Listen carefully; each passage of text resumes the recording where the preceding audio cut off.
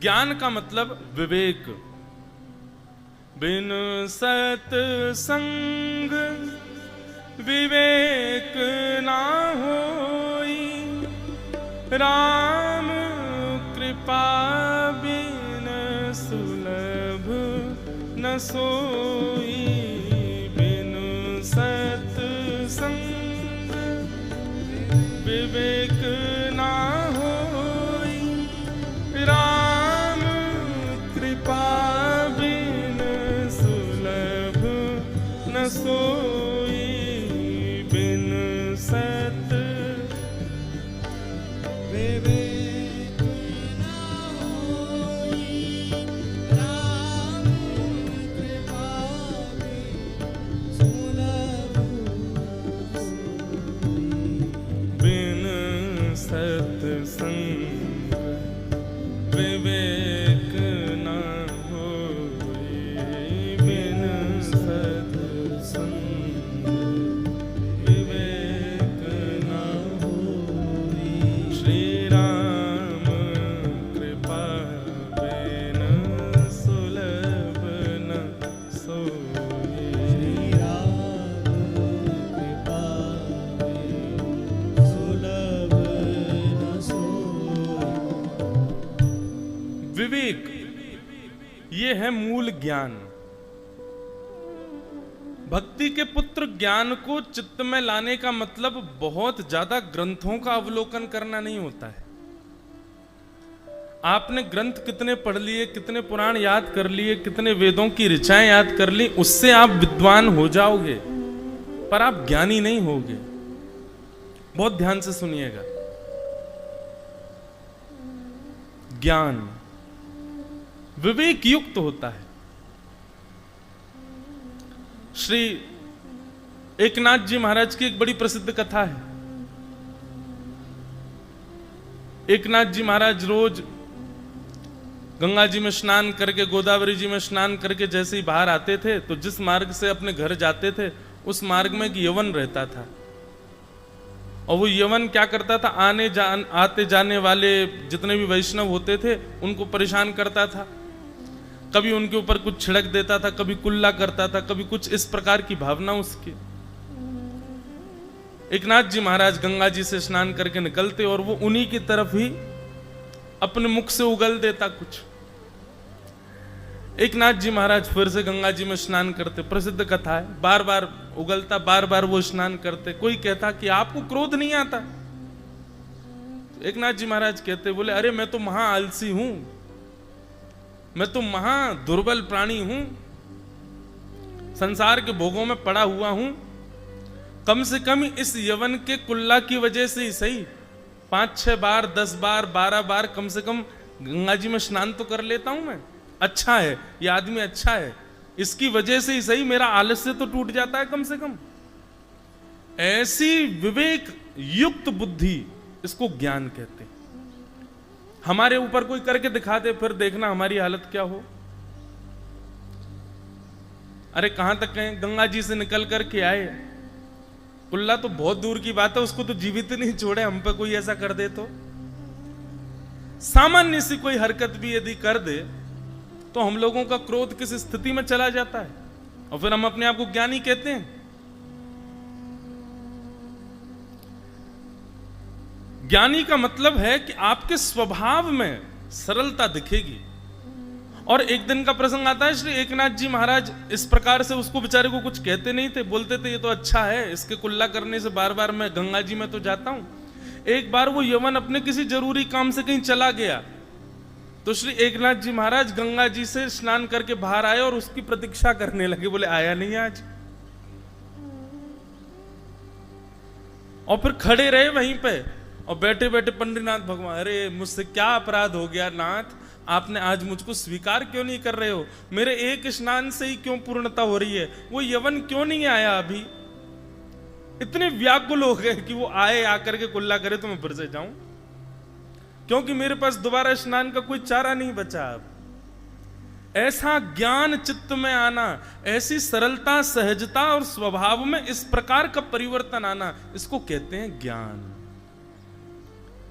और ये ज्ञान का रूप क्या है? विवेक, सही और गलत की पहचान होना, इसको विवेक कहते हैं। और ये विवेक कब मिलता है? राम कृपा बिन सुलभ न सोई। आपके इष्ट की कृपा से, आपकी बौद्धिक कृपा से आप ज्ञान तो बहुत ले लोगे, पढ़ तो बहुत लोगे, नॉलेज तो खूब सारी अर्जित कर लोगे, लेकिन ऐसा विवेक जीवन में आना ये तभी होता है जब ठाकुर जी आपसे प्रसन्न होते हैं।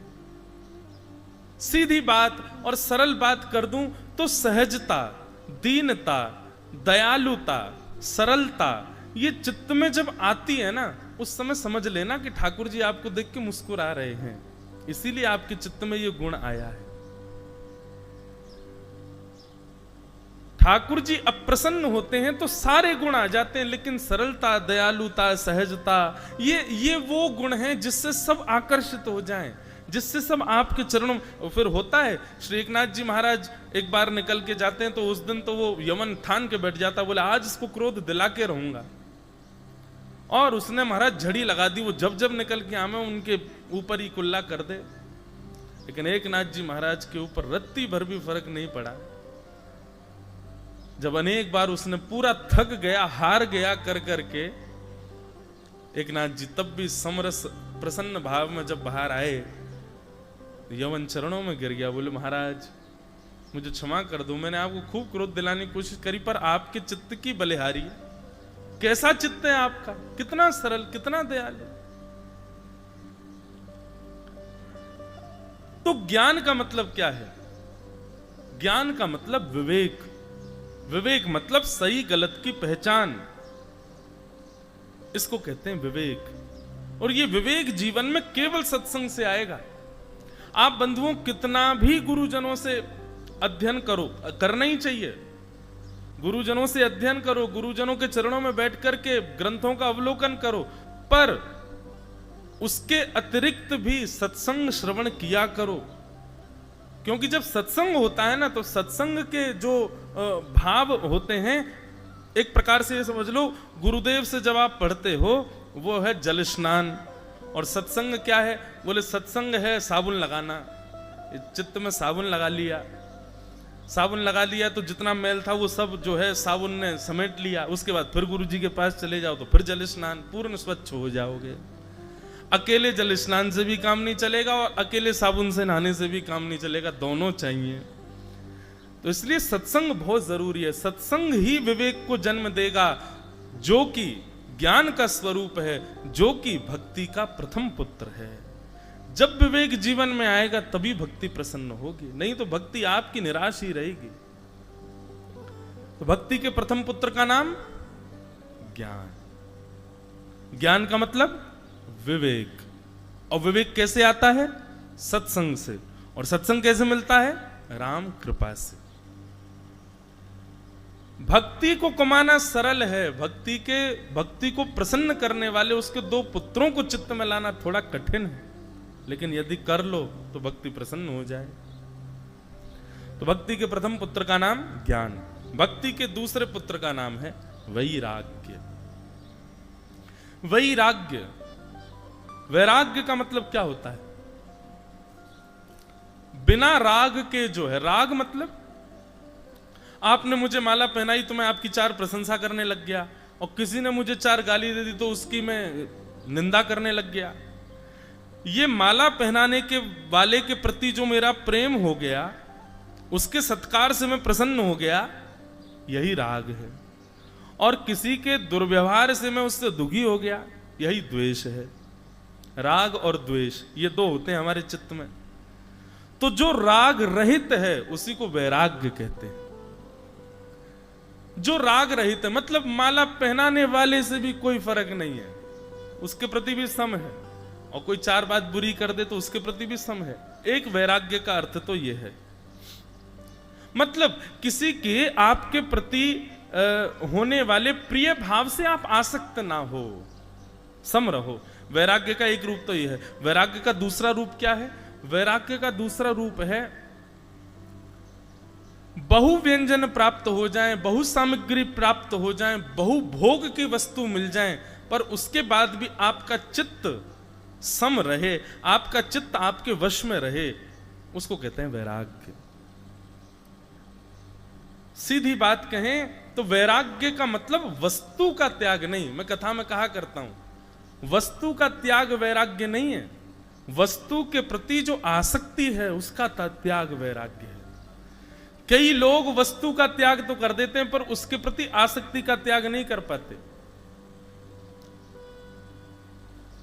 जैसे अब मौन रहना एक प्रकार से अपने वचनों का त्याग।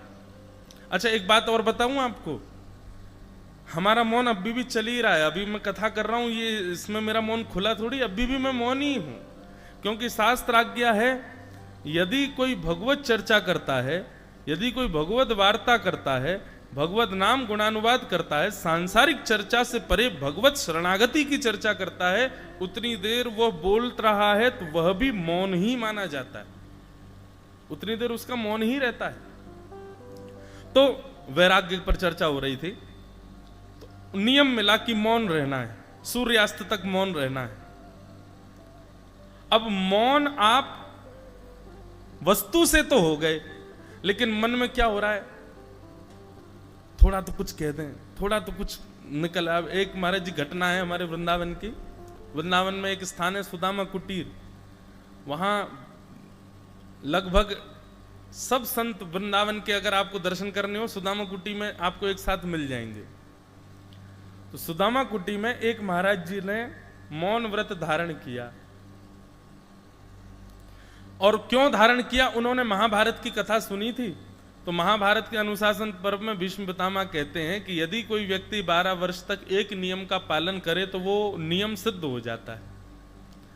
फिर उस नियम में इतनी सिद्धि आ जाती है कि वो व्यक्ति किसी से कुछ कह देगा तो वो हो ही जाएगा, चाहे वो कोई भी नियम हो, लेकिन होना सद नियम चाहिए। 12 वर्ष बेनागा पालन यदि कोई व्यक्ति कर ले एक नियम का, उसमें बड़ी ताकत आ जाती है महाराज। तो सुदामा कुटी में वृंदावन के एक महाराज जी ने नियम ले लिया कि हम मौन रहेंगे। अब महाराज जी वृंदावन तो क्या आनंद की भूमि है, वहां तो सब आनंद करते हैं, ऊधम मचाते हैं। तो बाबा ने मौन का धारण किया नियम कि हम मौन रहेंगे, और उनके संग जो संत रहते थे बोले हम इनका तोड़वाएंगे, हम ऐसा कुछ करेंगे कि इनका मौन टूटे। वृंदावन तो ऐसा ही है भैया, वहां तो नियम तोड़वाए जामे, वहां नियम हो। यही नियम महाराज जी ने मेरा रख दिया होता स्पर्श का और मौन का, और कहीं में वृंदावन में होता अब तक 10 बार टूट गया होता क्योंकि वृंदावन तो ऐसा ही है भैया, वहां तो नियम सब तोड़वा देते हैं, ब्रजवासी कोई नियम ना करन दे। तो बाबा ने मौन नियम धारण किया। आसपास के साधु महात्मा सब उनको कुछ ना कुछ ऐसा करते कि इनका मौन टूटे, लेकिन वो मौन बेचारे रखते चले गए। 2, 4, 5 साल तो महाराज जी निकल गए, बढ़िया उन्होंने मौन खूब धर लिया। अब उनको अपने ऊपर ये हो गया। अच्छा एक और बात, ऐसे कोई भी नियम धारण करो बंधुओं, उसका अहम कभी मत करना कि हमने ये कर लिया। जैसे ये तो एक अलग बात है, जैसे लोग एकादशी व्रत भी करते हैं तो उसका भी उनको अहंकार आ जाता है कि हम तो एकादशी व्रत करते हैं, हमसे कोई एकादशी नहीं छूटती। कभी नहीं। मैं फिर कह रहा हूं, जिसकी प्रेरणा या जिसकी कृपा से आपने ये नियम धारण किए ना, उसका बल आपसे करवा रहा है। जिस दिन आपने अहंकार किया उसी दिन वो बल शून्य हो जाएगा और फिर आपका नियम टूटेगा, निश्चित टूटेगा। इसलिए नियम में कभी अभिमान नहीं करना। तो महाराज जी को थोड़ा लगने लगा 4 साल हो गए हमारा तो कोई मौन तोड़वा ही नहीं पाया, अब तो ये टूटेगा ही, अब तो ये हमारा स्वभाव बन गया मौन रहना। ठीक है। अब वो बाबा बेचारे सुदामा कुटी में भंडारा होते रहते हैं, भंडारे में गए, भंडारे में जाके बैठे प्रसाद पा रहे, तो उनको गुलाब जामुन बहुत पसंद था। आसपास के साधुओं ने गुलाब जामुन परोसने वाले महाराज जी से कह दिया, बोले सुनो सबको देना, इनको मत देना, और ये कितना भी मांगे फिर भी मत देना। बोल तो सकते नहीं है, इशारा करेंगे, तुम इनको देना नहीं।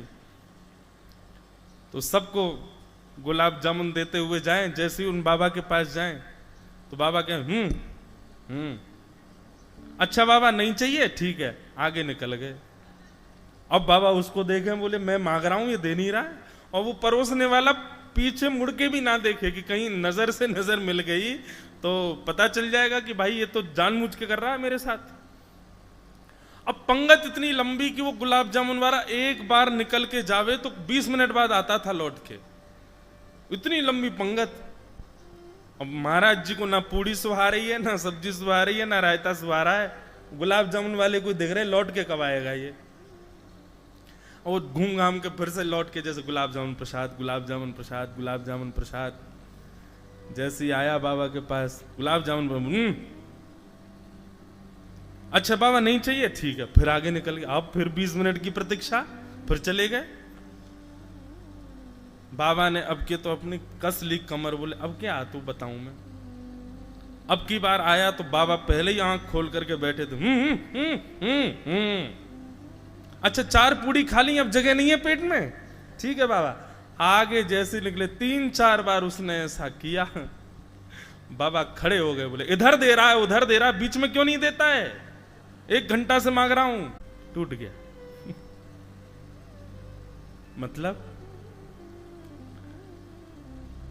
वैराग्य का मतलब वस्तु का त्याग नहीं, वस्तु के प्रति जो आपकी आसक्ति है उसका त्याग, वो वैराग्य, वो वैराग्य है। वस्तु तो कोई भी छोड़ देता है, वस्तु तो कोई भी त्याग कर सकता है, लेकिन वस्तु का त्याग करने पर उस वस्तु का कभी चिंतन चित नहीं पाते थे, उसके अतिरिक्त नहीं। हम लोग जिस क्षेत्र में बैठे हैं, ये श्री क्षेत्र, प्रसाद पाओ, क्या अद्भुत प्रसाद है, महाराष्ट्र का सुंदर। हमको तो बढ़िया आनंद आता है पाने में, यहाँ की सी सब्जियां, यहाँ के से सब प्रसाद के स्वरूप हैं। इतने बहुव्यंजन बनते हैं यहाँ पर, सुबह अलग, दोपहर में अलग, शाम को अलग, ऐसी सुंदर प्रसादी ठाकुर जी की सिद्ध होती है। पर स्वयं महाराज जी वे पाते ही नहीं, कितने वर्षों से अन्न जल का त्याग कर रखा है, केवल नारियल पानी पी करके रहते हैं, सामान्य जल भी पान नहीं करते। मुझे बता रहे थे हमारे मंदिर जी, बताते रहते हैं थोड़े थोड़े भाव, केवल मंगलवार के दिन भिक्षा लेते हैं और वह भी केवल 8 ग्रास ही स्वीकार करते हैं। कुछ चित्त में लाओ, और ये दोनों ही सत्संग से ही सुलभ होंगे। नारद जी महाराज श्रीमद् भागवत में एक सुंदर बात कहते हैं कि भाग्योदयेन बहुजन्म समर्जितेन सत्संगमं जलभते पुरुषो यदा वै अज्ञान हेतु कृत मोह मदान्धकार नाशं विधाय तदोदयते विवेक। नारद जी कहते हैं भाग्योदयेन बहुजन्म समर्जितेन, हमारे बहुत जन्मों के किए गए पुण्यों का भाग्य जब उदित होता है, हमारे अनेक जन्मों में किए गए पुण्य जब फलीभूत होते हैं, जैसे कि बहुत ध्यान से सुनिएगा, हमारे भारत में कई सारे तीर्थ हैं, वहां तीर्थों में कहा जाता है यहाँ नदी में स्नान करो पुण्य होता है, यहाँ के कुआं के जल का पान कर लो पुण्य होता है, यहाँ पर ये कपड़ा बांध दो पुण्य होता है, यहाँ पर दान करो पुण्य होता है। ये पुण्य होता है तो ये पुण्य इकट्ठा होकर मिलता कब है हमको? तब नारद जी महाराज कह रहे हैं सत्संगमं चलभते पुरुषो यदा वै, बोले जिस दिन आप किसी सत्संग में जाकर के बैठ जाओ उस दिन समझ लीजिएगा कि आपके इस जन्म के नहीं अनेक जन्मों के किए गए जो ऐसे ऐसे पुण्य थे उनका फल आज आपको सत्संग के रूप में मिल रहा है। कथाओं में कहा करता हूं श्रीमद् भागवत जी से कभी फल मत मांगना। क्यों? क्योंकि श्रीमद् भागवत सुनना ही स्वयं एक फल है, ये आपके पुण्यों का फल मिल रहा है, ये मेरे पुण्यों का फल है कि मैं कह रहा हूं, आपके पुण्यों का फल है कि आप सुन रहे हो। और बड़े सौभाग्य की बात है उन सब लोगों के लिए जो 1 महीने तक डटने वाले हैं यहां पर, उसमें मैं भी हूं, मैं तो हूं ही। और भी जो जो लोग यहां 1 महीने का संकल्प लेकर के बैठे हैं कि हमको पूरी कथा सुननी ही है। अब ये समझ लो कि यहां तो लिखा बहुजन्म, एक कथा सुनने का मतलब है कि बहुत जन्मों के सत्कर्म, एक कथा नहीं, एक क्षण सत्संग सुनने का ये मतलब समझो बहुत जन्मों के पुण्यों का फल मिल रहा है। यहाँ 1 महीना आपको कथा श्रवण करने को मिलेगी, तो ये समझ लो कि कितने कल्प और कितने प्रतिकल्पों में कितने जन्मों का पुण्य होगा कि हम लोग यहां बैठे। आज निश्चित